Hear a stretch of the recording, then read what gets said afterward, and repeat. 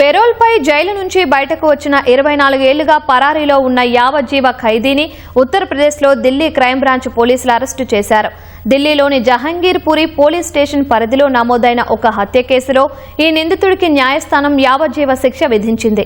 2002లో payroll పొందిన తరువాత అతను తిరిగి లొంగిపోకుండా తప్పించుకుని తిరుగుతున్నాడు.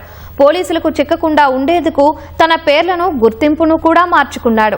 నిందితుడు ఉత్తరప్రదేశ్లోని ప్రయాగ్రాజ్లో రహస్యంగా నివసిస్తున్నట్లు పోలీసులకు పక్కా సమాచారం అందింది. క్రైమ్ బ్రాంచ్ ఎన్ఆర్ బృందం ప్రయాగ్రాజ్లో దాడులు నిర్వహించి నిందితుడిని అదుపులోకి తీసుకుంది.